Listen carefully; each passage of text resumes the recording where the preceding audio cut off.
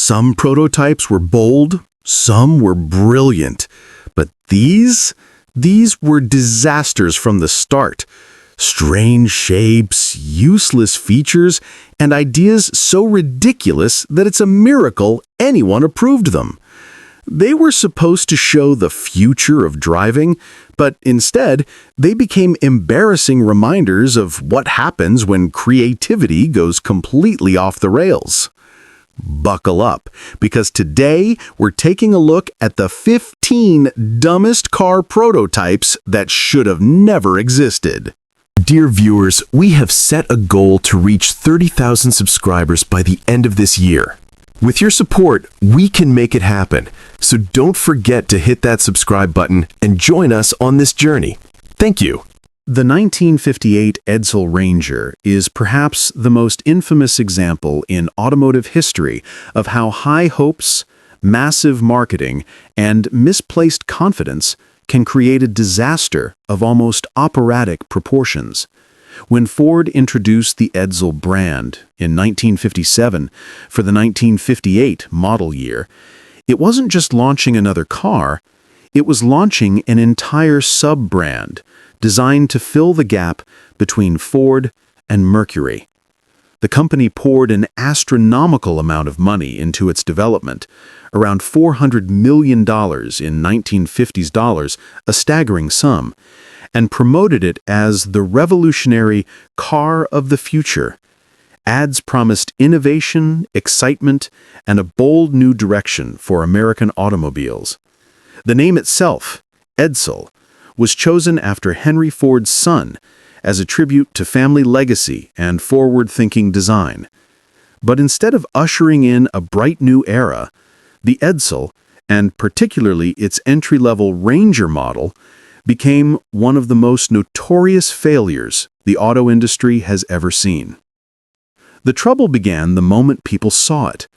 The Edsel's front end was dominated by its now infamous horse-collar grille, an oval opening that some critics likened to everything from a toilet seat to a gaping mouth in mid-scream.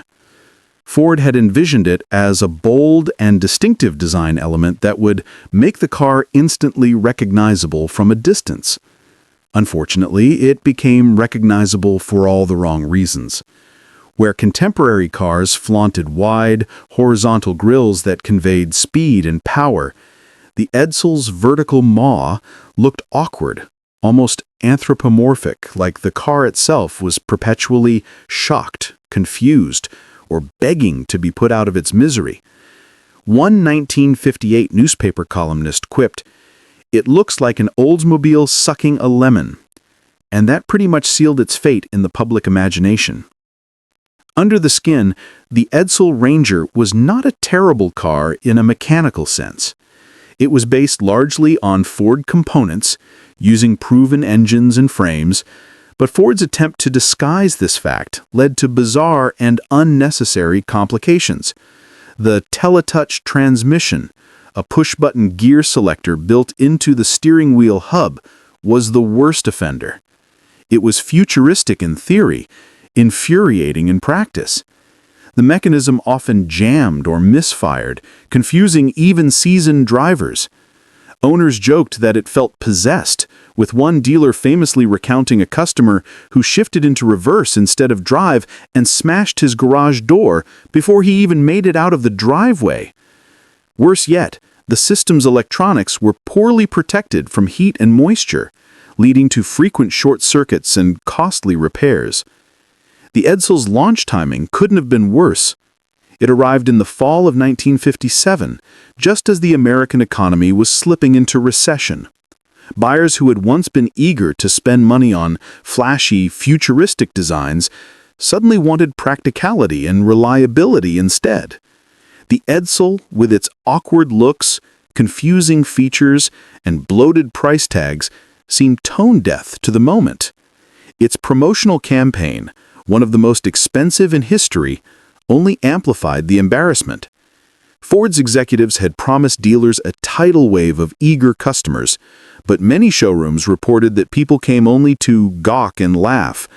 One salesman recalled, It was like trying to sell a clown car at a funeral. The Ranger, intended as the affordable entry-level model, fared little better than its pricier siblings. It carried the same polarizing design and gimmicky technology, but with less luxury and refinement.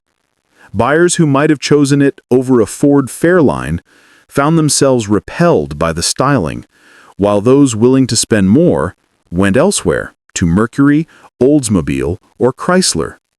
By the end of 1958, Edsel sales were a catastrophe.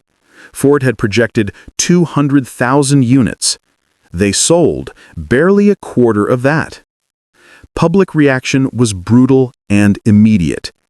The Edsel name became shorthand for failure, an insult used for any overhyped flop. Even decades later, the word Edsel remains a cultural punchline. Television comedians mocked it relentlessly. Newspapers dissected its collapse as if it were a national scandal. The company's enormous investment evaporated, and Ford was forced to pull the plug on the Edsel brand entirely by 1960, just 2 model years later. And yet, beneath the layers of mockery, there's a strange charm to the Edsel Ranger today. Time has transformed it from an embarrassment into a fascinating relic of ambition gone wrong. Its design, once derided, now feels wonderfully bizarre, a surreal mix of late 1950s optimism and corporate hubris. Restored Rangers, with their pastel colors and chrome excess, now turn heads not because they're ridiculous, but because they're unforgettable. Driving one today is an oddly poetic experience. The push-button transmission may still act up, the massive grille still looks like it's mid-scream, and the steering feels like guiding a ship through fog. But it all contributes to the aura of one of history's greatest automotive tragedies. The Edsel Ranger wasn't just a car. It was a monument to misplaced optimism, a rolling metaphor for what happens when a company tries to design perfection by committee. It promised the future, and instead delivered a legend of failure so monumental that it outlived the very brand that birthed it. The 1959 Chevrolet Impala is one of those cars that divides people right down the middle. To some, it's a stunning symbol of late 1950s American excess, chrome-laden, wide, low, and dramatic. To others, it's a rolling caricature of what happens when design departments drink too much coffee and decide that subtlety is for quitters. The 1959 Impala didn't just break from tradition, it detonated it. With its wild batwing rear fins, cat-eye taillights, and impossibly long body lines, it looked like something out of a fever dream. Chevrolet wanted a car that would outshine Ford and Plymouth in every way, and they certainly succeeded in making it unforgettable, but not always for the right reasons. When it debuted, the 1959 Impala was the flagship of Chevrolet's lineup, sitting above the Bel Air and Biscayne. It shared its underpinnings with GM's full-size B-body cars, but the designers had been told to make it stand out, and they went all in. The roofline was flatter and lower than ever before, with a wraparound windshield and a rear deck that stretched out like an airport runway. The tail fins didn't point up like most competitors. They spread outward in a vast horizontal plane, giving the car a look that one critic described as part spacecraft, part aquatic creature. The twin teardrop taillight sat beneath those wings like a pair of glowing eyes, and the trunk lid looked wide enough to host a small dance party. It was the visual embodiment of America's fascination with jet-age styling, a car that looked ready to take off, even while parked. But for all its flash, driving a '59 Impala was an experience that bordered on comedy. The car was enormous, over 18 feet long and nearly 80 inches wide, yet it rode on soft springs and vague steering, making it feel more like piloting a barge than driving a car. It floated and wallowed with every turn, and cornering felt like navigating a sailboat through choppy water. The power steering was feather light but completely disconnected from the road, meaning you could spin the wheel half a turn before the car decided to respond.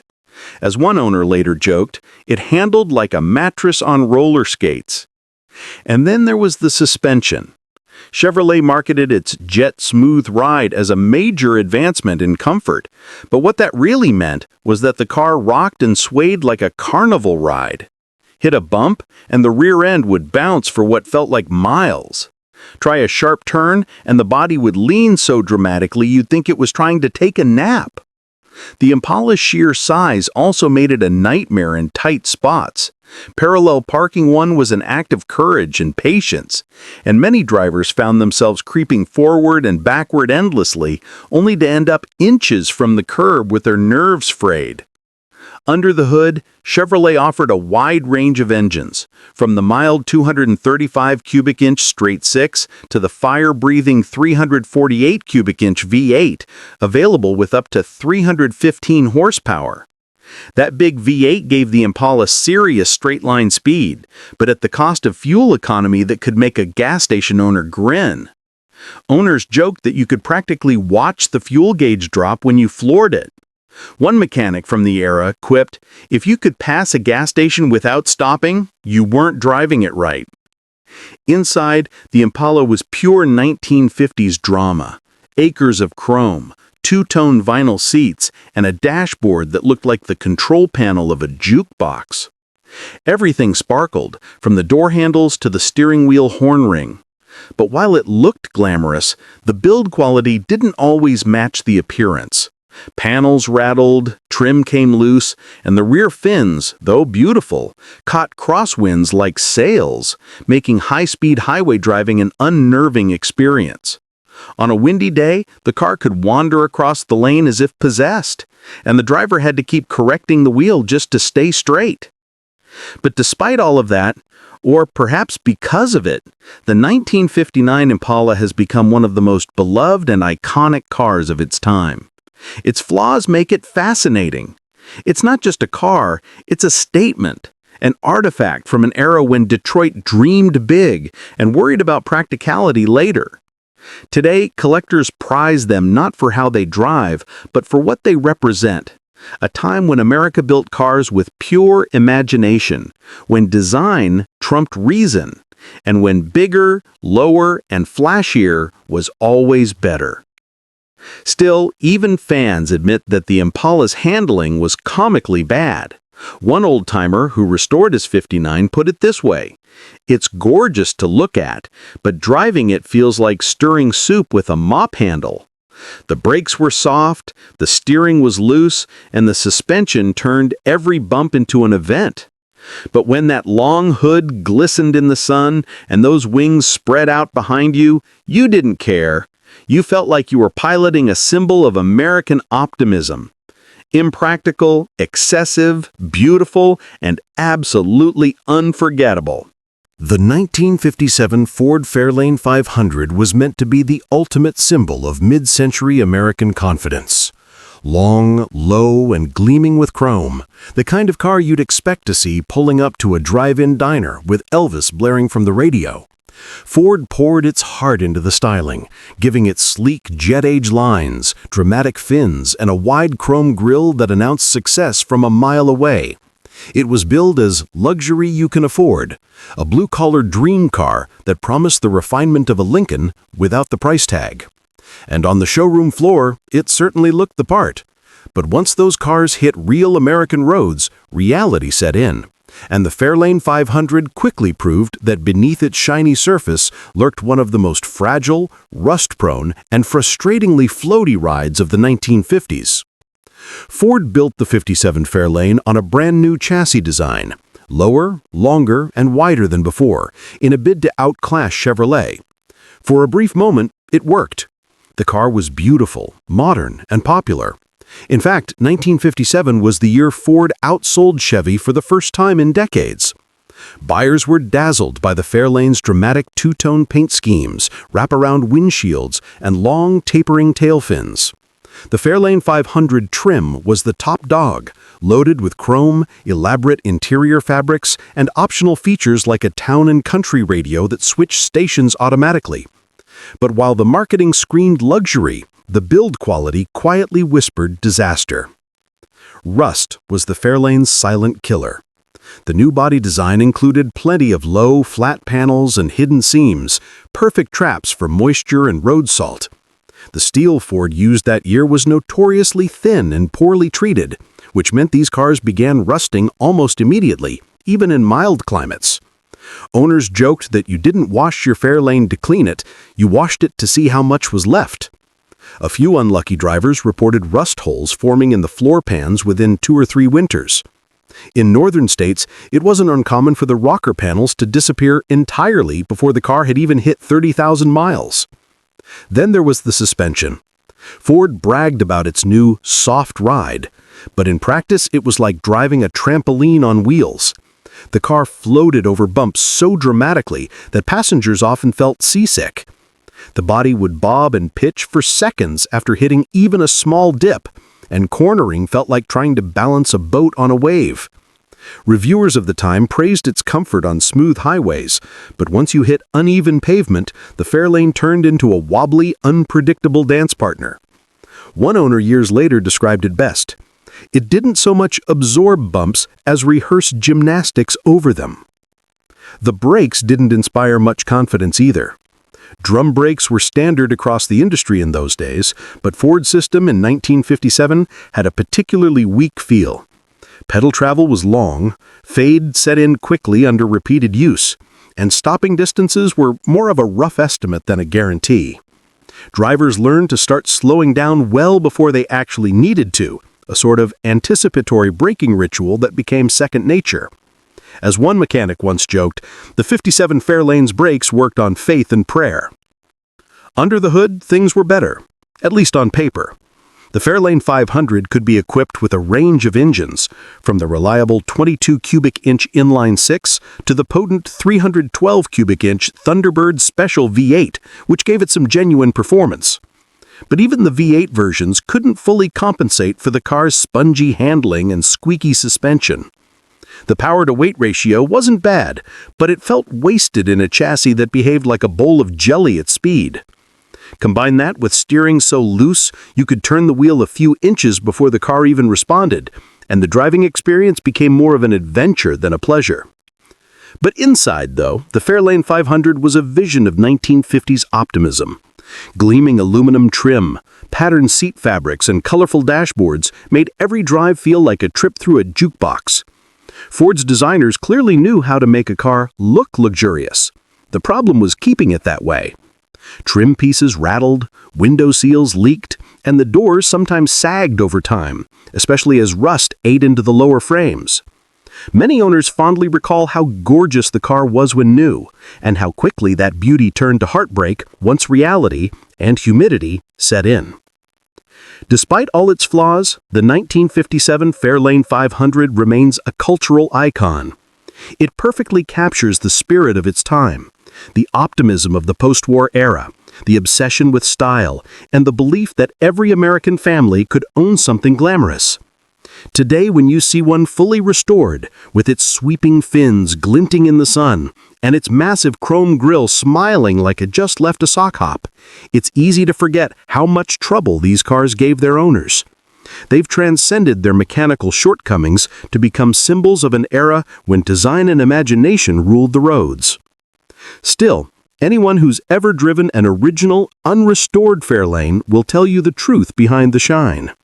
The suspension floats like a parade balloon, the brakes are a prayer, and the body rusts faster than a forgotten bicycle in the rain. But when that V8 burbles and the sun catches the chrome just right, all is forgiven. It may have been flawed, fragile, and a little overhyped, but the 1957 Ford Fairlane 500 remains one of the most endearingly imperfect classics ever to roll off Detroit's assembly lines. The 1958 Plymouth Fury is one of those cars whose legend far outshines its reality, thanks, of course, to Stephen King's Christine. In the pages of that novel and John Carpenter's film adaptation, the Fury was a living, breathing force of evil, a red and white demon that destroyed anyone who got in its way. But the truth is, the real 1958 Fury didn't need supernatural powers to scare drivers. It did that all by itself. Beneath its golden paint, jet-age styling, and bold, forward-look design, the 58 Fury was already a handful on the road, a car that combined the beauty of a movie star with the grace of a drunk elephant. Plymouth introduced the Fury in 1956 as a limited production, high-performance model meant to add excitement to the brand's otherwise practical lineup. By 1958, it had become something more, a symbol of Chrysler's forward-look philosophy under designer Virgil Exner, who wanted every car to look like it was breaking the sound barrier while standing still. And visually, the 58 Fury delivered in spades. It was low, wide, and long, with enormous tail fins that rose like golden wings from its rear quarters, and twin jet-inspired taillights that made it look ready to launch into orbit. The sweeping side trim and glinting anodized gold accents gave it an unmistakable presence.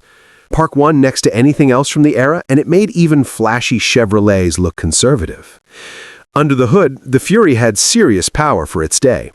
The standard engine was Plymouth's 318 cubic inch Golden Commando V8, topped with twin 4-barrel carburetors and rated at a muscular 290 horsepower. Impressive numbers in 1958. With the right driver, it could reach 60 miles per hour in under 9 seconds, making it one of the quicker American cars of its time. But the Fury's problem was never power. It was everything else. The first issue most owners noticed was the steering. Calling it heavy doesn't quite do it justice.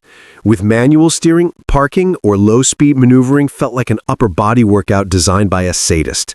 Even with optional power assist, the steering was vague and slow, requiring endless corrections to keep the car in a straight line.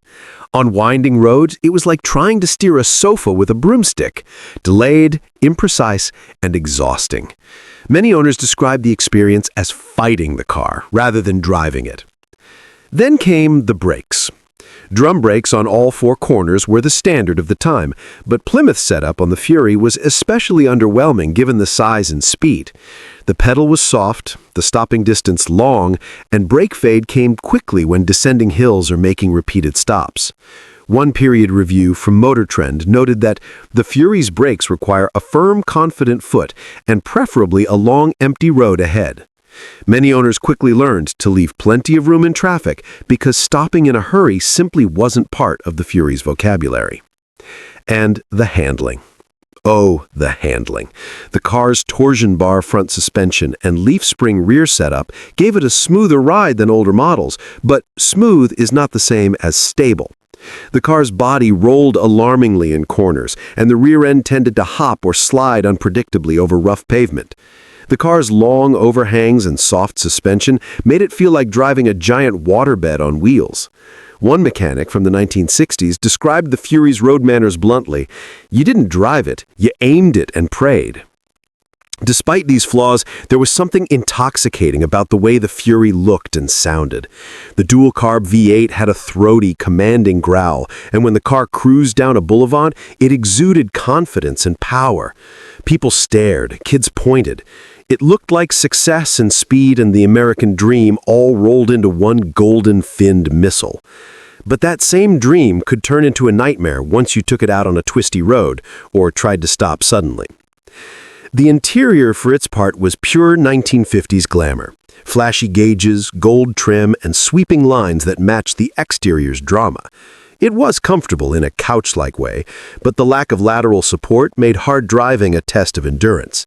The push-button automatic transmission was novel and futuristic, though the buttons could stick or misfire, especially after years of wear. And the car's build quality, while decent by Plymouth standards, suffered from the same corner cutting that afflicted much of Chrysler's late 1950s production. Rattles, squeaks, and uneven panel fits were common complaints. In hindsight, the 58 Fury feels like a car built for image rather than precision, a machine designed to impress your neighbors more than inspire confidence behind the wheel. And yet, that's part of what makes it so iconic today.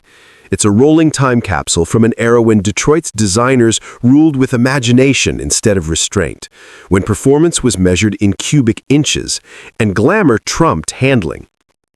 Ironically, Christine might have been the best thing that ever happened to the Plymouth Fury's reputation. Before the novel, it was a rare, interesting relic. After, it became a legend. Collectors began hunting them down not because they were great drivers, but because they were unforgettable. A restored '58 Fury in its signature buckskin beige paint and gold trim is now one of the most mesmerizing sights in classic car culture. Still, even the most devoted owners admit that the real Fury drives like a haunted relic. The steering is stubborn, the brakes are lazy, and the suspension wallows like a restless ghost. But when you hear that V8 rumble and see those fins slicing through the light, you can't help but understand the obsession. It's a car that looks alive, and in some strange mechanical way, it is. The 1958 Plymouth Fury didn't need an evil spirit to be dangerous. It was already trying to kill you all on its own. The 1959 Cadillac Series 62 is one of the most outrageously excessive machines ever built, the absolute pinnacle of America's post-war obsession with size, chrome, and spectacle. It wasn't merely a car, it was a statement, a shimmering, over-the-top rolling monument to the idea that more was always better. Every inch of it screamed confidence, luxury, and excess. And yet, beneath all that flash, it was as cumbersome and ungainly as an ocean liner trying to do ballet. To this day, the '59 Cadillac remains one of the most instantly recognizable cars in history, with fins so enormous they could serve as radar dishes and enough chrome to blind a man on a sunny day. The Series 62 shared the same wild styling as the top-tier Eldorado and DeVille lines, all of which were the products of GM's design chief, Harley Earl, during his swan song at the company. Earl wanted to outdo every other car on the road, not just in luxury, but in drama. The result was something so bold it bordered on parody. The tail fins rose nearly 3 feet high, tipped with twin rocket-inspired taillights that looked ready to blast off. The front end stretched endlessly, capped by a chrome grille that resembled a jeweled grin, while every bodyline was drawn to exaggerate width and length. Even the interior was drenched in excess. Acres of leather, thick carpeting, and chrome accents that seemed to multiply the sunlight. It was a car that didn't whisper success, it shouted it with a brass band. But driving the 1959 Cadillac was another story entirely. The Series 62 tipped the scales at nearly 5,000 pounds, and despite its massive 390 cubic inch V8 producing 325 horsepower, acceleration was leisurely at best. Press the gas pedal, and the car responded with the kind of slow, deliberate momentum you'd expect from a locomotive just starting to roll. 0 to 60 took roughly 11 seconds. Not bad for its size, but the experience felt slower than the number suggested. The big V8 hummed smoothly, but it was dragging along what felt like a small apartment building. The car's 4-speed hydromatic automatic transmission shifted with grace, but no urgency. As one contemporary journalist joked, the '59 Cadillac accelerates like a train, slowly, smoothly, and inevitably. Handling, if you can call it that, was something between majestic and terrifying. The steering was light to the point of absurdity. A fingertip could move that enormous steering wheel, yet it told you nothing about what the front tires were actually doing. On straight roads, the car floated serenely, like a luxury yacht gliding through calm water. But once you approached a curve, it felt as if the front and rear halves of the car had entered into separate conversations. The body leaned like a building in an earthquake, the suspension wallowed over bumps, and even small steering corrections sent the car swaying side to side. Drivers often describe the sensation as piloting, not driving. The Series 62 didn't so much corner as change direction by continental drift. Then there was the braking. Drum brakes on a nearly 5,000-pound car, struggling heroically to turn motion into stillness. Panic stops were not recommended. One tester from Car Life magazine dryly remarked that the best braking strategy is avoidance. With such mass, the stopping distance felt eternal. Combine that with the soft suspension and vague steering, and every highway drive became a careful balancing act between confidence and caution. The fuel consumption was predictably appalling. The 1959 Cadillac drank gasoline like a frat boy at a keg party. Single-digit miles per gallon in city driving, maybe 12 on the open road if you were gentle. It had a 20-gallon tank, and many owners joked that they could watch the fuel gauge drop faster than the speedometer climbed. But at the time, nobody cared. Gas was cheap, and extravagance was the point.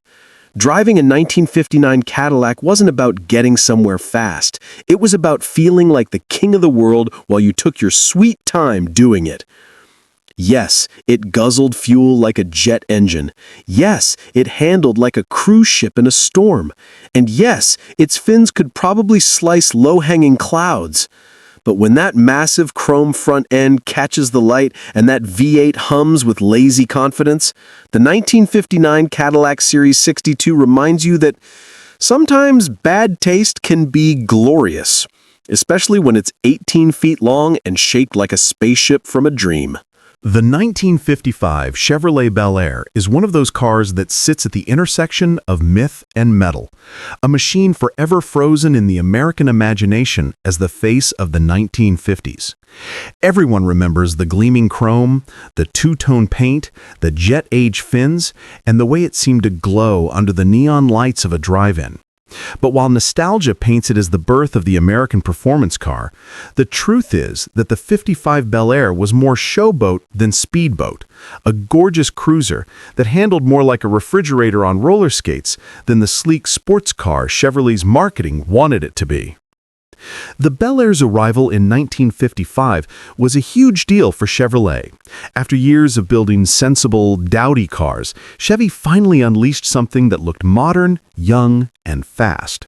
It was nicknamed the Hot One in advertisements, which made it sound like the car James Dean would drive to the diner before the big race.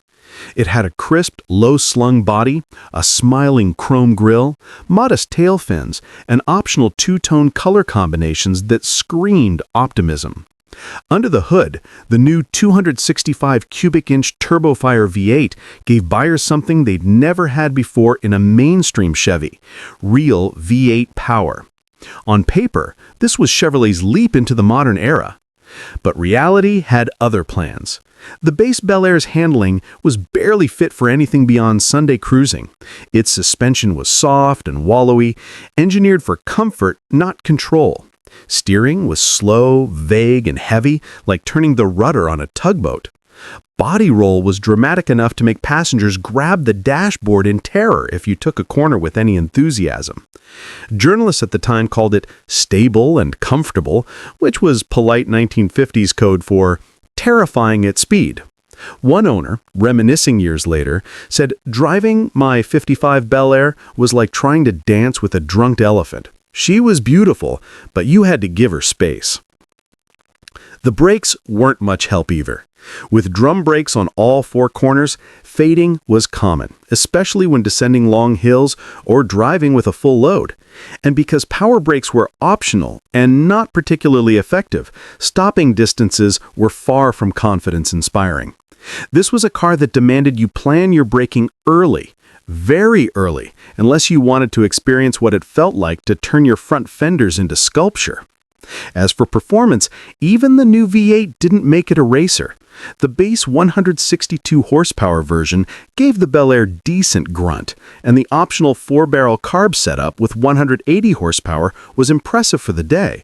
But the automatic Powerglide transmission sapped most of that spirit, turning what could have been a lively cruiser into a sluggish, gas-hungry giant. And despite Chevrolet's claims of sports car liveliness, the Bel Air's thirst for fuel was legendary.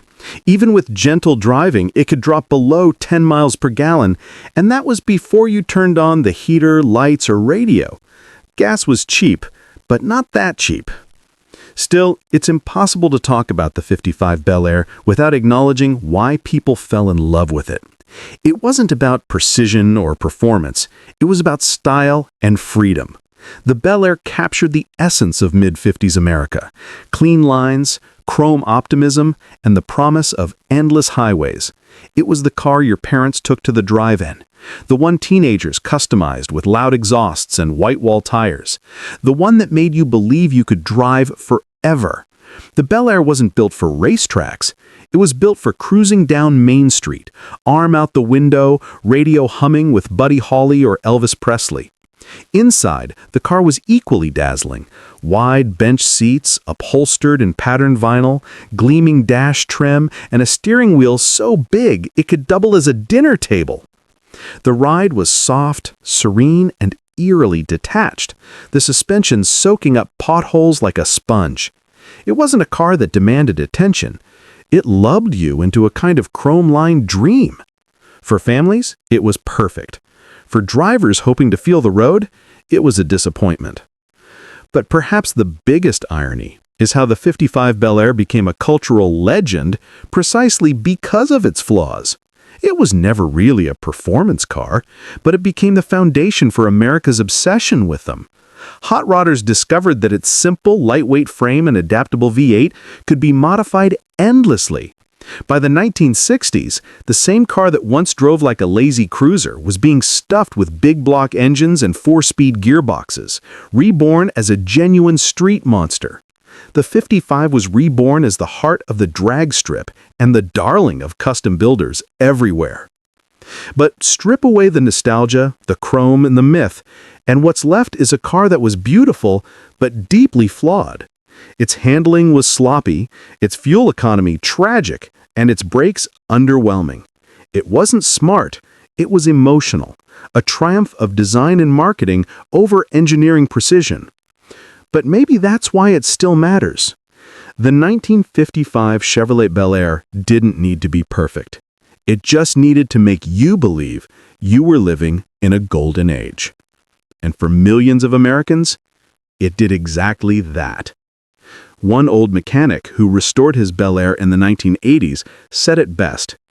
It wasn't fast, it wasn't sharp, and it drank gas like a fool. But when you saw it in the sunlight, you forgave everything. It was America in chrome and color. And that's something no sports car could ever match. The 1953 Buick Skylark is one of those cars that history remembers through rose-tinted chrome, a glittering piece of 1950s excess that seemed to float on clouds of optimism. But beneath that sculpted, hand-built body and parade queen swagger was a car that tested the patience, wallet, and sanity of anyone who actually tried to drive one regularly. It was supposed to be General Motors' masterpiece, a rolling statement of post-war confidence and luxury, the kind of car that turned heads on Main Street and made you feel like a movie star. Yet, in practice, it was a mechanical diva, beautiful, loud, fragile, and moody, the kind of dream car that could turn into a nightmare before you reach the end of the driveway. The Skylark was born to celebrate Buick's 50th anniversary in 1953, part of GM's grand idea to create limited edition halo cars for each division. Cadillac had the Eldorado, Oldsmobile had the Fiesta, and Buick had the Skylark, all hand-assembled, ultra-expensive, and designed to show off the latest in luxury and styling. Buick's version was arguably the most flamboyant, chopped and sectioned by hand with a lower roofline, massive chrome wheel arches, a unique belt-line dip, and Kelsey Hayes wire wheels that sparkled like jewelry. It was lower, sleeker, and flashier than anything Buick had ever built. People gasped when they saw it. It was automotive theater. But owning one? That was a different story. The Skylark may have cost nearly $5,000, an enormous sum for 1953, but quality control was about as consistent as a coin toss. Each car was hand-modified from a standard Roadmaster convertible, meaning no two were exactly the same, and the process left gaps, rattles, and leaks everywhere. The doors often didn't line up correctly, water found its way inside through the seals, and wind noise roared through the cabin at highway speeds. One owner joked that it leaked like a rowboat with a grudge. Another said it was gorgeous, sure, but after every rainstorm, it smelled like a wet dog. Mechanically, the Skylark was a mixed bag. It did feature Buick's new 322 cubic inch nailhead V8, making 188 horsepower, powerful for its time, mated to the Dynaflow automatic, which Buick claimed was butter smooth. Smooth it was, but also sluggish. Acceleration felt more like gliding through molasses than surging with power. It could cruise beautifully, but ask it to move with urgency, and it responded with a long pause, a groan, and eventually a lazy rise in speed. It wasn't fast, it was dignified to a fault, like a retired opera singer slowly walking to center stage. The ride, well plush, was far from composed. Buick's suspension soaked up bumps, but offered the handling precision of a rowboat. It floated down the road like a parade float, comfortable but disconnected, with the steering wheel spinning endlessly before the front wheels seemed to notice. Parking required muscle, cornering required courage, and braking required prayer. Owners quickly learned that you didn't drive a Skylark, you guided it, gently, and hoped it behaved. And then there was the noise. For a car marketed as pure luxury, the Skylark rattled like a can of coins. The cut-down body structure lacked rigidity, and without a proper roof for reinforcement, the chassis flexed on uneven roads. The doors creaked, the windshield frame shook, and the dashboard buzzed at certain speeds. One mechanic in the 1960s recalled that you could always tell when a Skylark was coming because it sounded like someone dragging a metal garbage can full of tools.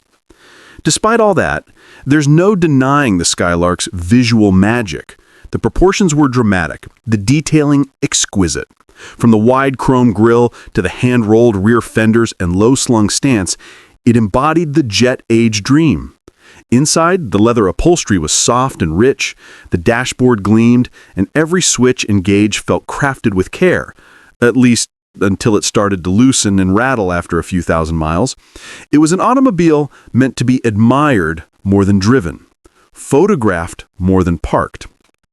Financially, it was a disaster. Buick sold only about 1,690 units, not because people didn't love how it looked, but because few could afford it. And those who did quickly realized it was more temperamental than its price justified. By the end of 1953, Buick quietly shelved the idea, having spent a fortune building a car that didn't make money and didn't build the brand's reputation the way Cadillac's Eldorado did.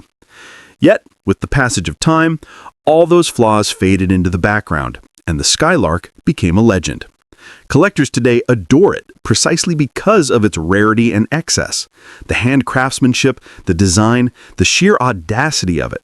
It was the kind of car that could only exist in 1953 when America's automotive industry was drunk on optimism and chrome, convinced that style could conquer physics. Still, for those who lived with one when it was new, the memories aren't quite as kind. One owner summed it up years later. It was like dating a movie star, beautiful, high maintenance, and constantly in need of attention.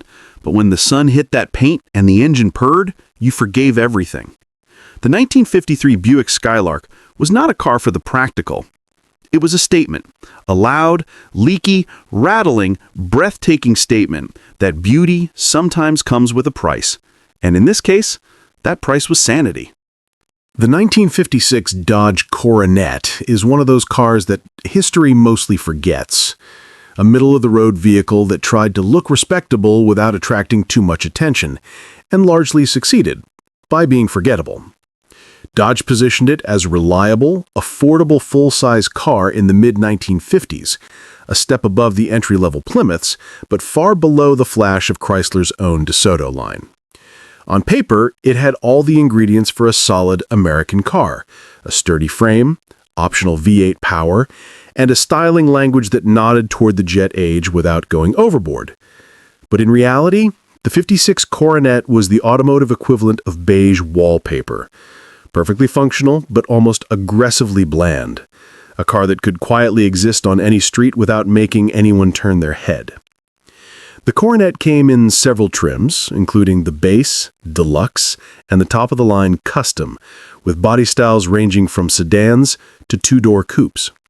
Its exterior design borrowed from Chrysler's broader styling cues, gently rounded fenders, chrome accents, and a modest grille that tried to convey confidence without committing to any dramatic statement. It had presence only because it had wheels and metal, not because it demanded attention. Those who bought it were often looking for something dependable, not exciting, and Dodge delivered on that promise. In spades. Under the hood, the Coronet had more to offer than its exterior suggested. Buyers could choose from Dodge's 230 cubic inch flathead 6 or 315 cubic inch V8 that produced a respectable 260 horsepower. In theory, this was enough to give the car some pep and cruising comfort. In practice, the experience was often frustrating. The manual transmissions were clunky, and the optional automatic, Dodge's PowerFlight, had the frustrating habit of hesitating and hunting for the correct gear. Accelerating from a stop could feel like trying to convince a reluctant mule to move uphill. The engine spun and groaned while the transmission tried to make up its mind, sometimes skipping gears or lagging for a moment too long. Owners joked that it was like the car was guessing at your intentions, and usually guessing wrong. The ride and handling were equally unspectacular. Suspension design leaned heavily toward comfort, but the body felt soft in all the wrong ways. Body roll was pronounced, steering was vague and disconnected, and cornering at any speed higher than a gentle crawl felt like a controlled wobble. On bumpy roads, passengers were treated to a gentle rocking motion that some described as soothing and others as a rolling headache. Drum brakes on all four corners provided only adequate stopping power, and fade could be noticeable during extended drives. Drivers quickly learned to anticipate stops early, lest they embarrass themselves at intersections. Inside, the Coronet was functional, but plain. The dashboard was symmetrical and uncluttered, the seats wide but firm, and the trim simple. The interior materials were solid for the era, but lacked the polish and flair found in Chevy Bel Airs or Ford Fairlanes. Cabin noise could be intrusive, and the floorboards creaked under pressure. Unlike higher-end models, the Coronet's cabin wasn't designed to impress. It was designed to be survivable, serviceable, and relatively affordable. Yet for all its mediocrity, the 1956 Dodge Coronet had its virtues. It was dependable, inexpensive to maintain, and mechanically straightforward. Those who weren't seeking drama could enjoy the V8's smooth power delivery on highways, the large trunk, and the wide seating that accommodated families comfortably. It was a car that quietly got the job done without any pretense, which, ironically, is why so few remember it today. It was neither terrible nor amazing. It was perfectly forgettable. A rolling ghost in the colorful world of mid-1950s Detroit cars. Collectors, looking back, sometimes appreciate it as a canvas for customization, a rare survivor in a sea of flashier vehicles. Strip away the beige anonymity and you find a car with a solid chassis, reliable drivetrain, and a certain blank slate charm. But for the average 1956 driver, the experience was unremarkable at best and mildly irritating at worst. Between the indecisive transmission, the soft, wandering ride, and the completely neutral styling, it was the automotive equivalent of meh. One longtime owner summed it up bluntly. It's not a car you fall in love with, it's a car you accept. It runs, it carries people, and it doesn't complain. But don't expect anyone to remember you drove it. The 1956 Dodge Coronet may have blended into the streets of 1950s America, but in its quiet, nondescript way, it represents an era when practicality sometimes triumphed over personality, and occasionally produced a car so anonymous it could make wallpaper feel self-conscious. The 1958 Lincoln Continental Mk III was the kind of car that immediately made you feel small, not metaphorically, but physically. Sitting behind its mammoth wheel, you were dwarfed by a dashboard that stretched like the cockpit of a ship, dials and chrome accents arranged in dizzying symmetry, and a steering column so thick and imposing it could double as a gym apparatus. The car itself was nearly 19 feet long, with a wheelbase that made it feel like you were piloting a luxury liner rather than a vehicle meant to navigate ordinary streets. Every inch was designed to impress, from the sweeping hood to the enormous rear deck, topped with chrome trim that caught sunlight and reflected it in blinding flashes. The Mark III was the embodiment of late 1950s optimism. Confident, extravagant, and entirely unconcerned with subtlety or practicality. It was an object designed to declare wealth, influence, and taste. Although the irony is that most people who attempted to drive it would have laughed bitterly at the notion of taste once they wrestled with its bulk. Mechanically, the Mark III was built to feel commanding, but its handling betrayed its monumental mass. Its 430 cubic inch Lincoln Y-block V8 produced 375 horsepower, which was substantial for the day, but that power was more theatrical than practical. Getting the car to accelerate required patience. Pressing the gas pedal produced a deliberate, ponderous surge rather than instant gratification. The hydromatic automatic transmission did its best to manage the engine's torque, but it had the subtlety of a brick and the decisiveness of someone taking a long nap. It hesitated, sometimes lurched unexpectedly, and seemed to possess a personality all its own, one that was far less cooperative than the driver had hoped. On straight highways, the Mark III could cruise serenely, but on anything resembling a corner or city street, it was an entirely different beast. Handling curves was a masterclass in humility. The suspension was tuned for floating comfort rather than agility, so the body leaned dramatically, the tires struggled to maintain traction, and the car felt as though it had a mind of its own. The sheer weight of the vehicle, over 5,000 pounds, combined with its length, meant that even a small correction in steering required an exaggerated response. Enter a turn with too much confidence, and the rear end might lag, creating a sway that was equal parts terrifying and comical. Drivers quickly learned that the Lincoln demanded patience, anticipation, and a very light touch. Cornering wasn't a skill, it was a negotiation, sometimes with yourself and often with physics itself. Parking was another ordeal entirely. Forget pulling into a tight suburban driveway. Every maneuver required planning, multiple point turns, and a sense of dread. The car's long overhangs made judging front and rear distances difficult, and the wide turning radius meant that even small adjustments demanded significant space. One contemporary reviewer noted that parking a Continental is not unlike docking a small yacht in a crowded marina. Patience, foresight, and a prayer are your only allies.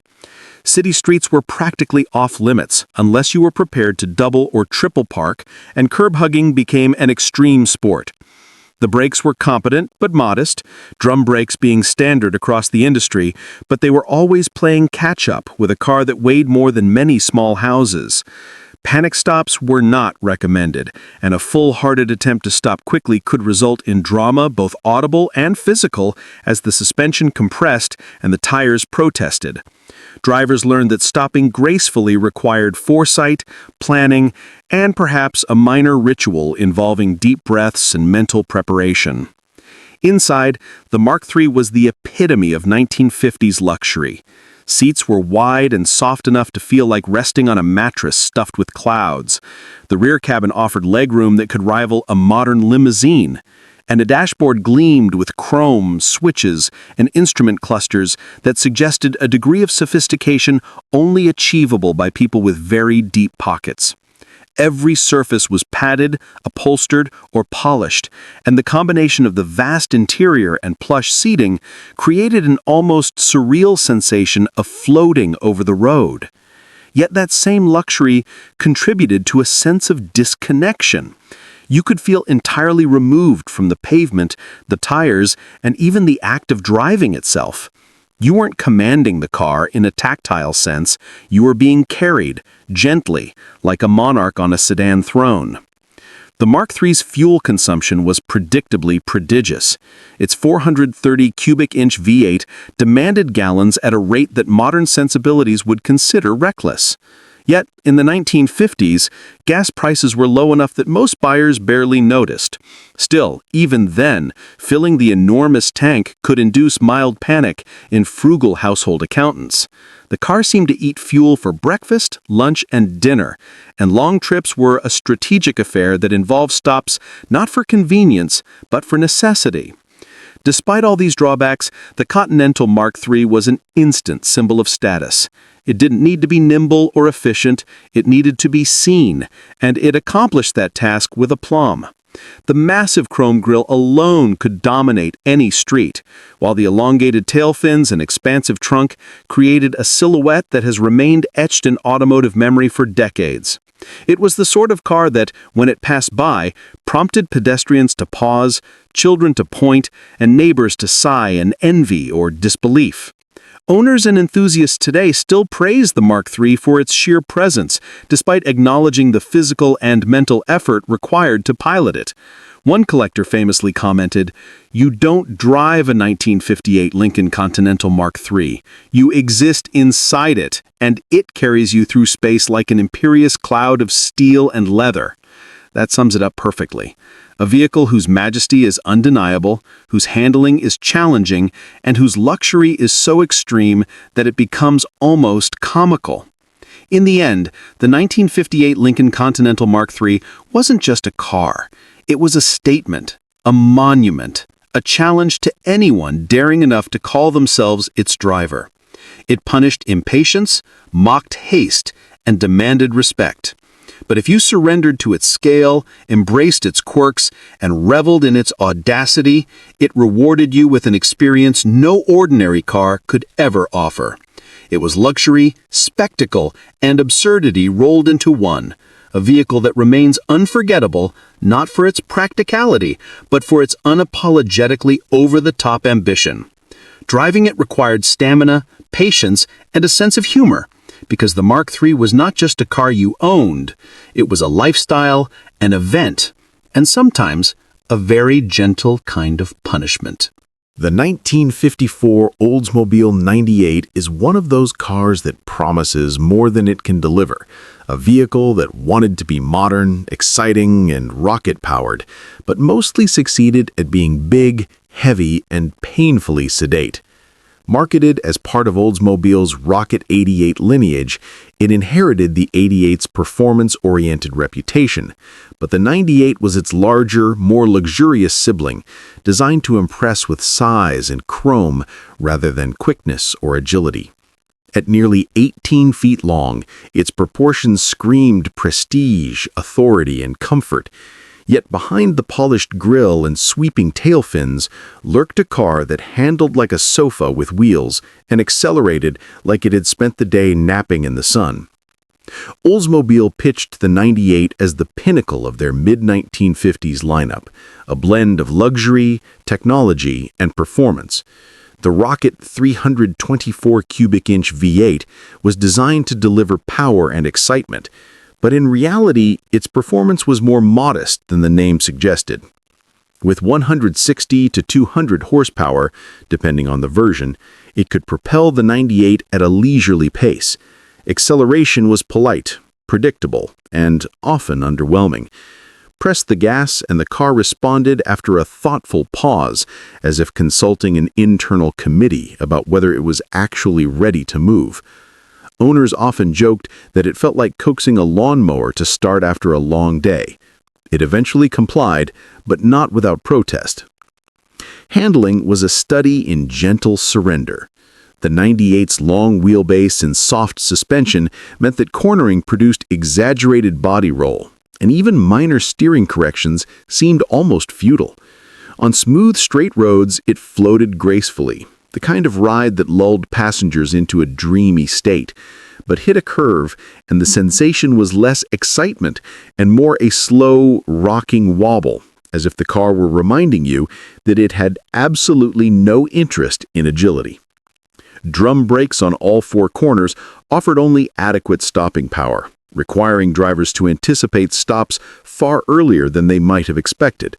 It was a vehicle built for relaxation, not for thrills, and it made that abundantly clear at every turn. Inside, the 1954 Oldsmobile 98 was all about comfort and grandeur. Plush bench seats, soft carpeting, and a dashboard full of chrome and sweeping instruments conveyed wealth and refinement. Passengers could sit in peace, oblivious to the road, as the car carried them in cushioned isolation. The cabin was expansive, the ride silky, and the overall experience one of serene detachment from traffic, pedestrians, and the very concept of urgency. One contemporary reviewer noted that the 98 makes driving an eventless procession, a parade of calm, even in chaos. Yet the design itself could not escape criticism. Its styling leaned heavily towards the stately and mature, favoring dignified curves over daring lines. To younger buyers, it looked decidedly grandpa, with chrome embellishments that, while elegant, contributed to a somewhat stodgy overall impression. Tail fins were modest, roof lines high, and the stance broad. The 98 was meant to impress with size and presence, but it rarely elicited the kind of excited admiration reserved for sportier, flashier contemporaries. Fuel consumption was generous, as one might expect from a car this size and weight. The V8 guzzled gas with a lack of shame, though in an era of cheap fuel, this was rarely a concern. It was the kind of car designed for leisurely Sunday drives, long road trips, or gliding down city boulevards. The kind of vehicle where fuel efficiency was irrelevant next to prestige, comfort, and the feeling of being carried effortlessly. Mechanically, it was dependable, though hardly thrilling. The Rocket V8 was smooth, but the hydromatic transmission could be slow to respond, making acceleration feel even more measured. Steering feedback was minimal, the ride soft to the point of being floaty, and every turn or stop reinforced the car's philosophy: ease and comfort over engagement. In other words, it demanded patience, relaxed expectations, and a certain love of nostalgia. Despite its flaws, the 1954 Oldsmobile 98 has earned a place in automotive history, both for its engineering innovations and for its representation of 1950s American taste. It epitomized the era's love of chrome, size, and plush interiors, and even if it never thrilled behind the wheel, it impressed on sight and in status. Enthusiasts today prize surviving examples for their classic lines, original interiors, and the way they make a parade or car show feel more stately simply by existing. Yet, at the end of the day, the 98 was never meant to be driven aggressively. Every curve, every stop, every acceleration reminded drivers and passengers alike that this was a car built for serenity, not speed. One longtime owner reflected, "It was beautiful, quiet, and indulgent, but don't expect it to excite you. You weren't racing, you were riding." The 1954 Oldsmobile 98 may have been called rocket power, but in reality it was a majestic, lumbering, comfortable vessel that excelled at relaxation and presence while lacking anything resembling enthusiasm or edge. It was a car for sitting back, taking in the world and nodding politely at pedestrians while feeling every inch of its considerable bulk reminds you that speed, handling, and thrills were decidedly secondary. The 1957 Mercury Turnpike Cruiser was the kind of car that seemed to have been designed by a committee that couldn't agree whether it wanted to be a futuristic rocket, a luxury sedan, or a tech gadget showcase, so it tried to be all three at once, and mostly failed spectacularly. At nearly 19 feet long, it was enormous, its presence on the road impossible to ignore. Yet behind the chrome, sweeping fins, and high-tech gimmicks, it was a car that punished drivers as much as it impressed them. Its name, Turnpike Cruiser, promised effortless speed and highway dominance, but the reality was more akin to piloting a floating castle through traffic, hoping the brakes worked and the steering didn't lag too far behind. Mercury's ambition was evident the moment you approached the car. The design was theatrical, even by 1950s standards. Long, low lines, pronounced tail fins tipped with rocket-style taillights, and an almost comically expansive front grille that seemed to swallow any curb it passed. Step inside, and you were greeted by a dashboard that looked more like a spaceship's control panel than a car's interior. Push-button transmissions, multiple knobs for high-tech accessories, and even a suite of gauges that seemed to serve only as decoration made you feel like an early astronaut. Except this spaceship had a top speed that required patience and a prayer. One of the most infamous features was the breezeway rear window, a supposed marvel of ventilation technology. In practice, it was a leaky, stubborn contraption that often allowed rain to trickle directly into the rear seats. Owners quickly learned that the only breeze you could reliably expect was the one that came from open doors or rolling down the front windows. Yet Mercury promoted it as a breakthrough innovation, a luxury feature that would make the car feel airy and modern. The irony was brutal. It was more likely to soak passengers than cool them. Under the hood, the Turnpike Cruiser offered the choice of a 368 cubic inch or 430 cubic inch V8, producing a respectable 290 to 425 horsepower depending on the options. On paper, that power should have translated into thrilling acceleration, but the car's enormous weight, nearly 5,000 pounds fully loaded, and soft suspension turned every attempt at speed into a slow, ponderous glide. The engine growled obediently, but the transmission often hesitated or shifted unpredictably, reminding drivers that precision was not part of the plan. Merging onto the highway required strategy and timing, not raw power. And even then, passing slower traffic was a nerve-wracking exercise in patience. Handling was another story. The Turnpike Cruiser rode softly, almost unnervingly so, which made it feel disconnected from the road. Cornering produced exaggerated body roll, and the vague, heavy steering demanded constant attention. It floated through turns with a lazy, almost comical wobble, giving passengers the sensation of being on a moving living room set rather than a car built for precision. Drum brakes, standard on all four corners, struggled to rein in the massive weight, and panic stops required careful planning. Misjudging them, and the car would slide gracefully forward while the suspension groaned in protest. Inside, comfort was paradoxically both luxurious and frustrating. Bench seats were wide and plush, finished in vinyl or cloth, and the cabin offered ample space for 4 or more adults. The futuristic dashboard, while visually striking, was cluttered and unintuitive, with buttons and knobs that required study to operate correctly. Visibility was generous in some directions, terrible in others, and those massive tail fins that looked so good from afar created blind spots that turned lane changes into calculated maneuvers.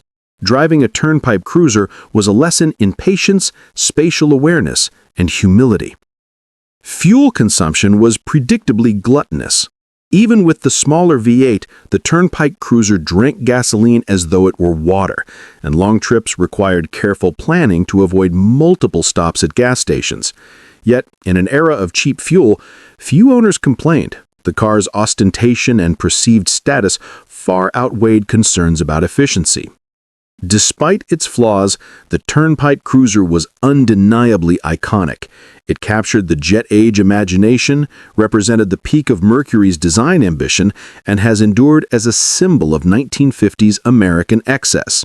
Its over-the-top styling, futuristic gadgets, and sheer presence make it a favorite among classic car collectors today, even if driving one requires patience, skill, and a strong sense of humor. One longtime owner reflected, "It looks like a rocket, but drives like a living room. Every feature seems brilliant until you actually try to use it. You spend half the time marveling at the chrome and the other half wondering if you'll ever get it into a parking space without humiliation." In short, the 1957 Mercury Turnpike Cruiser promised innovation, speed, and style, but delivered massive size, awkward handling, and unnecessary gimmicks that often backfired. It was a car of contradictions, futuristic yet clumsy, luxurious yet frustrating, bold yet exhausting. It wasn't fast, it wasn't nimble, and it wasn't particularly practical, but it remains unforgettable, a rolling monument to an era when American cars were bigger, flashier, and more audacious than common sense. The 1952 Hudson Hornet is one of those legendary cars that occupies a strange space in automotive history, a champion on the racetrack, but a questionable companion on the open road. While its fabulous Hudson Hornet name earned fame thanks to NASCAR victories and a daring reputation in the early 1950s, driving one as an everyday vehicle was a very different experience. Its celebrated performance pedigree masked the car's less glamorous, often frustrating realities. A heavy, awkward, and surprisingly underwhelming road presence that made even short trips feel like a test of patience and endurance. The Hornet's most famous feature, the step-down design, was as visually striking as it was disorienting. By placing the floor pan lower than the frame rails, Hudson engineers lowered the car's center of gravity, a design intended to improve handling. The problem for everyday drivers was the feeling of literally stepping down into a car that seemed cavernous, almost subterranean. The roofline was low, the interior cramped in some areas, and entry and exit often required careful negotiation. It gave the impression of being ensconced in a mechanical bunker surrounded by steel, cozy for a driver seeking stability, but claustrophobic for anyone expecting a graceful ride. Under the hood, the Hornet's inline-six engine, dubbed the Twin H Power, promised speed and torque with dual carburetors and a performance-oriented setup. On the track, it delivered impressively, allowing the Hornet to outpace V8 competitors in stock car racing thanks to its low weight-to-power ratio and innovative chassis design. On the street, however, reality was less thrilling. The car was heavy, tipping the scales around 3,400 pounds, and that weight, combined with the torque-heavy but relatively modest 170 to 180 horsepower engine, made acceleration deliberate. Merging onto highways required planning, and overtaking slower traffic often involved a calculated push rather than an instantaneous surge. It was fast, yes, but only if you remembered that fast was relative to 1950 standards and that street performance demanded patience. Handling was an odd mix of promise and frustration. The step-down design did reduce body roll compared to contemporaries, giving it a stability that was praised in its day, yet the Hornet was still a big, cumbersome car. Steering was heavy, imprecise, and slow to respond, and while the car felt planted at moderate speeds, cornering aggressively produced a subtle but constant sway. Drum brakes handled deceleration but required anticipation. They weren't forgiving of mistakes, and drivers quickly learned that aggressive braking meant a slow, controlled drift rather than a precise stop. On bumpy roads, the Hornet suspension absorbed impacts in a soft, floaty way, but the ride often felt disconnected from the road, leaving the driver unsure how much control they truly had. Inside, the Hornet combined luxury touches with the austerity of practicality. Upholstery was high quality, seats were roomy enough for comfort, and the dashboard featured a tidy layout of gauges. However, the cabin felt heavy, dark, and slightly oppressive, a stark contrast to the sleeker, more optimistic interiors of contemporaries like the Chevrolet Bel Air. Long drives could feel exhausting, not because of speed, but because of the car's bulk, the low roofline, and the effort required to maneuver such a substantial machine.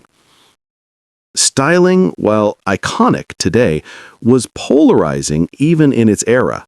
The broad front grille, pronounced fenders, and long hood made it unmistakable on the street, but it also gave the car a rather ungainly, almost awkward stance. From certain angles, the Hornet could look squat and clunky, and those who praised its performance often had to overlook the fact that it wasn't exactly a beauty queen in suburban traffic. Its rocket-age chrome accents and sweeping lines were more about presence than elegance. Fuel consumption was another consideration.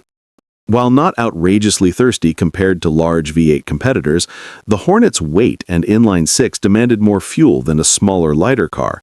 Long trips required planning for gas stops, though in the 1950s, cheap fuel made this a minor inconvenience rather than a major problem. Ultimately, the 1952 Hudson Hornet is a study in contradictions. On the racetrack, it was a nimble, powerful, fearsome competitor, earning victories and cementing a legacy that would endure for decades. On ordinary streets, it was a heavy, clunky, underpowered, and occasionally awkward car, one that reminded drivers that racing prowess does not always translate to everyday comfort. Owners often had a love-hate relationship with it. Admiration for its engineering ingenuity tempered by frustration at its limitations as a practical vehicle. One longtime Hudson owner summarized it perfectly. The Hornet could outdrive anything on the track, but on the road you were reminded at every corner and every stop that this was a car built for glory, not convenience. It looked impressive, and it had character, but it also had a way of humbling you. The 1952 Hudson Hornet remains a legend in automotive lore, but that legend carries a caveat. Fast on the track, impressive in history books, and a reminder that innovation doesn't always make for a graceful daily driver.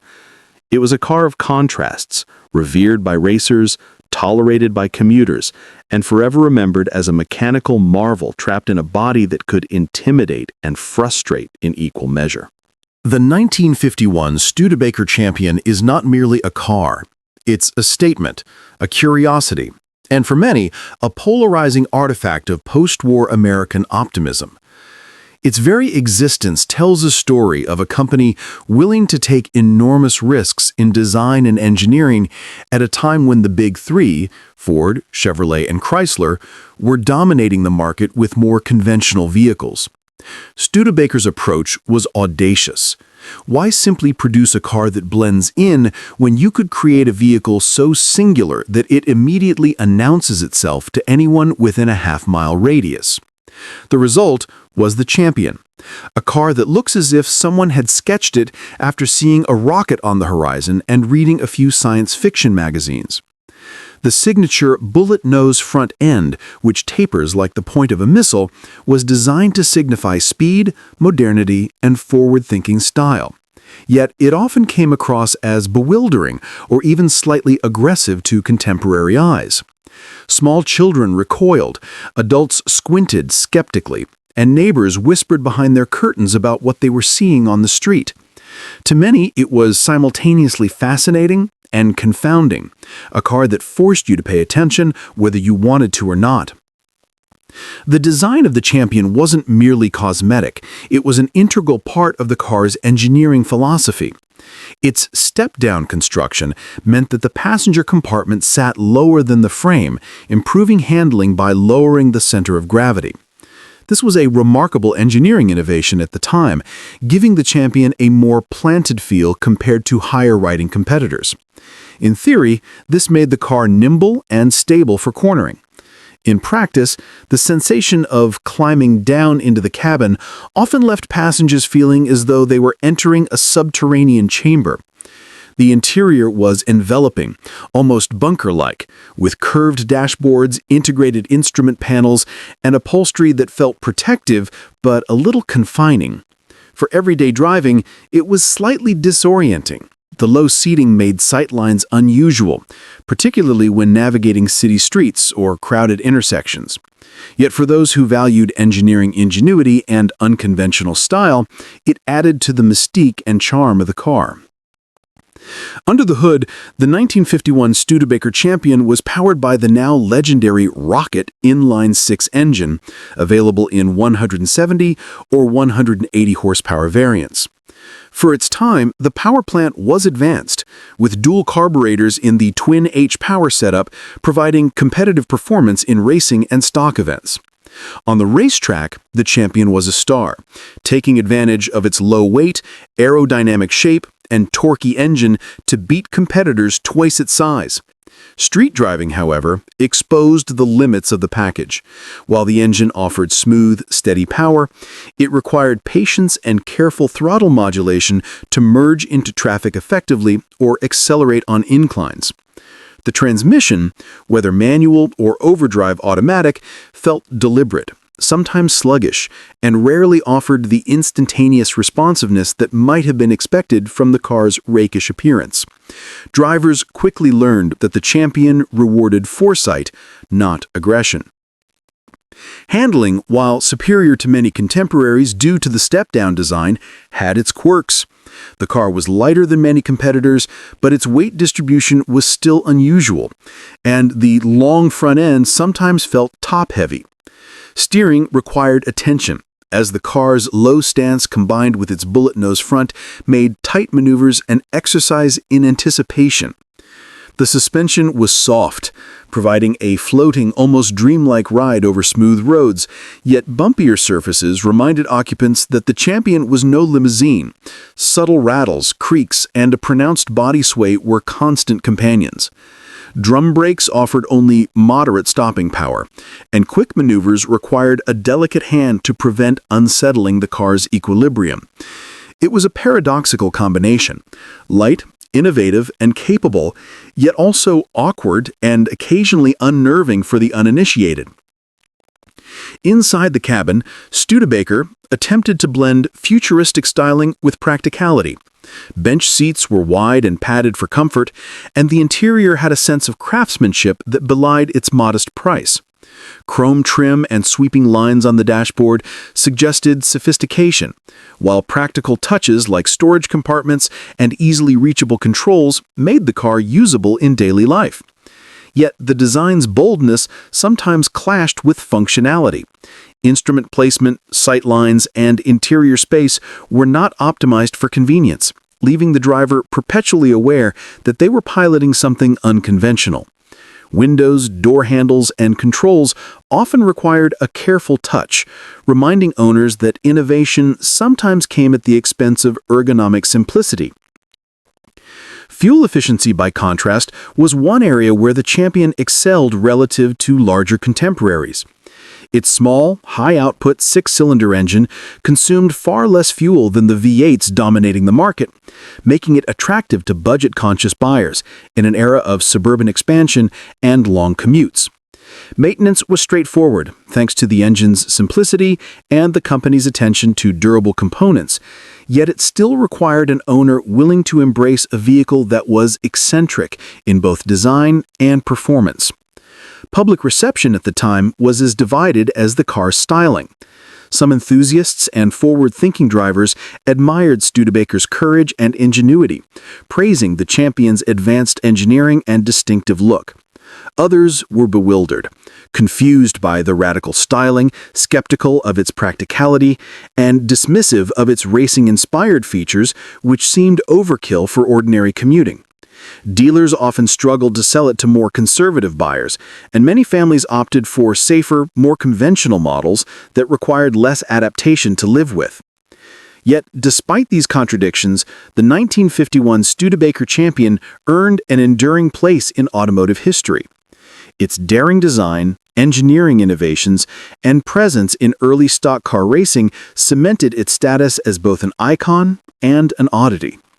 Owning one is an experience as much as it is a status symbol. Drivers are constantly reminded of the car's uniqueness, from the bullet nose front to the peculiar cabin ergonomics and the rocket-inspired engine. One longtime Studebaker enthusiast summed it up best: "The Champion makes you feel like a pioneer. It's awkward, it's strange, it's beautiful, and it makes you constantly aware that you're doing something daring just by getting behind the wheel. You're not driving a car everyone else understands, you're driving a vision." In the end, the 1951 Studebaker Champion represents a lesson in ambition, risk, and the complexities of innovation. It promised a future that didn't fully arrive, yet in its incompleteness lies its fascination. It was a car designed to startle, challenge, and intrigue, a vehicle that forces the driver and onlookers alike to reconsider what a car could be, all while reminding them that sometimes the most memorable machines are those that defy expectations, embrace eccentricity, and stubbornly refuse to conform. Its legacy is not merely in its speed or utility, but in the way it dared to be unlike anything else on the road. and in doing so, secured a permanent place in automotive history. The 1958 DeSoto Firedome was the embodiment of 1950s American automotive extravagance taken to a borderline ridiculous extreme. It was a car designed to impress, intimidate, and dazzle. Yet in doing so, it often made even the boldest drivers second-guess their life choices. Chrome dominated every angle. Bumpers so heavy they could double as doorstops, gleaming side trim that could slice fingers if you weren't careful, and tail fins that seemed determined to pierce the very clouds. Add sweeping hood ornaments and thick, shiny grille bars, and you had a car that could make a Cadillac look understated. It was flashy to the point of absurdity. The kind of car that could stop traffic simply by existing in a driveway. And yet behind all that style lurked a vehicle that was as temperamental as it was large. At nearly 18 feet long, the Firedome was massive. Its 361 or 383 cubic inch Hemi V8 engine could produce between 305 and 330 horsepower, depending on the model, which sounds impressive on paper. On the road, however, it was a different story. The car accelerated with gusto at first, but its enormous weight, combined with a soft, floating suspension and steering that often felt disconnected, made rapid maneuvers unpredictable. The Firedome had all the grace of a hippo learning to ballroom dance, slow, ponderous, and occasionally terrifying. Braking required anticipation, as drum brakes struggled to slow down a car that felt more like a rolling monument than a machine designed to respond to human commands. Highway driving was a test of nerves. Entering a corner at even moderate speed could provoke dramatic body roll, unsettling the passengers and sometimes causing the driver to clutch the wheel in disbelief. Handling was simultaneously smooth and unnerving. The suspension absorbed bumps with a softness that made the ride feel plush, but that same softness amplified every sway and lean in turns. The steering was vague, heavy, and slow to respond, giving the impression that the car would only change direction if it felt like it. Passing slower vehicles or merging into traffic required patience, planning, and an unwavering belief that nothing else on the road would mind the Firedome's leisurely pace and enormous girth. Any attempted spirited driving became a comedy of errors, with the car's size and floaty demeanor conspiring against quick reactions or precise control. Fuel consumption was predictably excessive. The Hemi V8 didn't sip, it guzzled. And the Firedome's owners learned early that long trips meant frequent stops at gas stations. Yet in 1958, fuel was cheap enough that this often felt more like an inconvenience than a real problem. And the car's imposing presence was worth every gallon to those who could afford it. Inside, the Firedome tried to blend comfort, style, and a sense of occasion. The cabin was wide, seating 4 or more adults with ease, and the interior was filled with chrome accents, polished knobs, and upholstery that matched the era's obsession with flamboyance. The dashboard featured sweeping instruments, plenty of buttons and knobs, and a large horizontal speedometer that made you feel like you were piloting an airplane rather than driving a car. The soft seats, thick carpeting, and generous headroom made the ride luxurious. Yet every bump, swerve, or lane change reminded occupants of the car's vast size and occasional unpredictability. It was the kind of interior that promised comfort and elegance, yet demanded constant respect from the driver in terms of control and awareness. Reliability was another gamble entirely. The Firedome could be temperamental. Electrical quirks, carburetor issues, and early Hemi oddities meant that even a routine drive could become a test of patience and mechanical sympathy. Some days the car would run like a dream. Other days it felt like a mechanical roulette wheel, with components failing at the most inconvenient times. Styling was the real showstopper. The fins were large and daring, the chrome was excessive to the point of self-parody, and the paint colors were bold and unapologetic, pastel pinks, seafoam greens, and candy apple reds. Driving the Firedome was like piloting a theater on wheels. Everywhere it went, eyes followed, jaws dropped, and pedestrians gawked. Yet that visual spectacle could be deceptive. For every glance of admiration, there was a moment of terror when the car's bulk, uncertain handling, or mechanical quirks reminded the driver that this was no ordinary vehicle. Collectors and enthusiasts today still marvel at the 1958 DeSoto Firedome, not necessarily for its drivability, but for its audacious design and sheer presence. It is remembered as a car that could make Elvis blush, a rolling monument to the jet age's obsession with chrome, fins, and spectacle. Yet, behind that glamour was a machine that required caution, patience, and a sense of humor. Every drive a careful negotiation with physics, mechanics, and the limits of taste. One longtime owner reflected, "The Firedome is like driving a theater. You're constantly aware of the performance you are a part of, the glances you draw, and the car's tendency to misbehave at the worst possible moment. It's beautiful, ridiculous, and terrifying all at once." In short, the 1958 DeSoto Firedome was a car that thrived on exaggeration. It promised glamour, power, and excitement, but delivered a driving experience that was clumsy, demanding, and unpredictable. Its legacy is one of spectacle over subtlety, daring over discretion, and presence over practicality. It is, even decades later, unforgettable. A chrome-laden, fin-tipped testament to a time when American cars were as much about attitude and drama as they were about engineering or performance. The 1950 Nash Airflyte is one of those cars that embodies the ambitious but awkward spirit of post-war American automotive design. Nash sought to reinvent what a family car could be, emphasizing aerodynamics, efficiency, and modern styling. But in doing so, they produced something that looked less like a car and more like an overgrown, flattened capsule that had escaped from a science fiction illustration. Its streamlined body, intended to reduce drag and project futuristic sophistication, ended up resembling a bar of soap that had been left out in the rain, smooth, rounded, and somewhat formless, with curves that were elegant in theory, but oddly ungainly in practice. From some angles, the Airflyte seemed almost amphibious, a submarine masquerading as a sedan, leaving onlookers unsure whether to admire it or laugh quietly to themselves. Inside, the Airflyte continued its pattern of unusual design choices.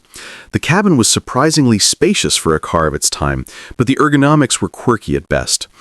Dashboards slanted at odd angles, and the controls felt misplaced. Knobs were either too far forward or too low, forcing the driver into awkward stretches just to operate basic functions.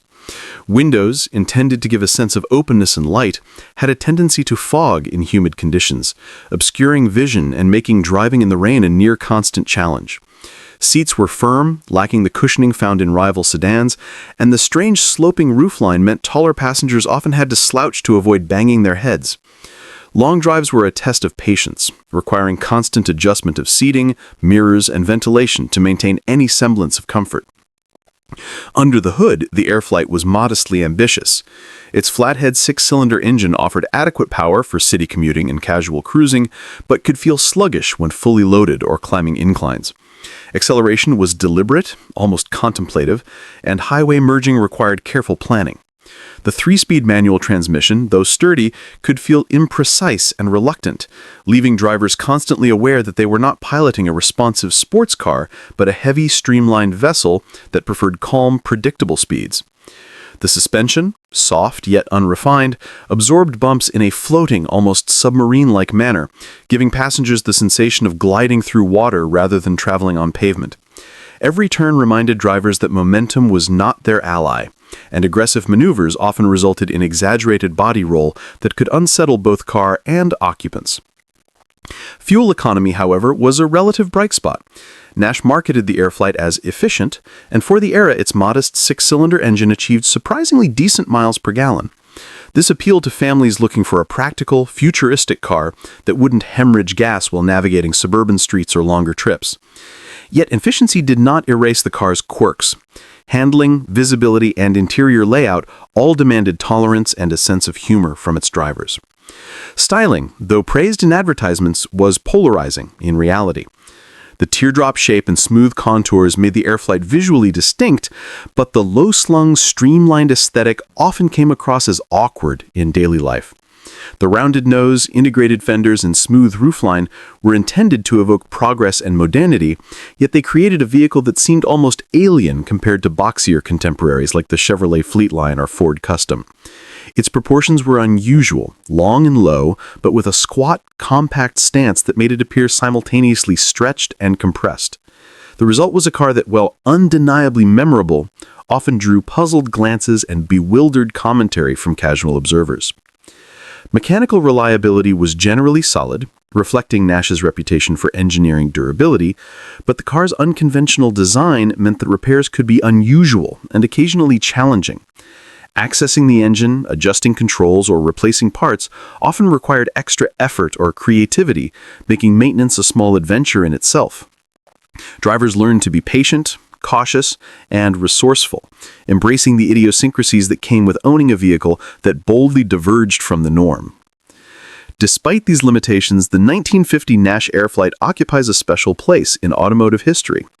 It was a car that dared to be different in an era of conformity, prioritizing innovation over convention and individuality over mass appeal. Collectors today prize the Airflyte not for its speed, handling, or comfort, but for its sheer audacity, its unconventional charm, and the story it tells about American design in the early post-war years. Its streamlined body, quirky interior, and idiosyncratic performance make it a vehicle that is as entertaining to examine as it is to drive, a rolling reminder that sometimes ambition outweighs practicality, and sometimes futuristic means weird. One longtime owner reflected, "Driving an Airflyte feels like piloting a spaceship from the wrong century. It floats, it sways, and it demands respect, not because it's fast or luxurious, but because it's unlike anything else on the road. You learn to love its oddities or you don't drive it for long." In the end, the 1950 Nash Airflyte was a study in contradictions. Sleek, yet ungainly. Spacious, yet awkward. Innovative, yet impractical. It promised a glimpse of the future, though the future arrived with quirks, rattles, and fogged windows. It was a car that required patience, humor, and an appreciation for audacity, a true emblem of a time when American manufacturers dared to dream boldly, even if reality didn't entirely cooperate.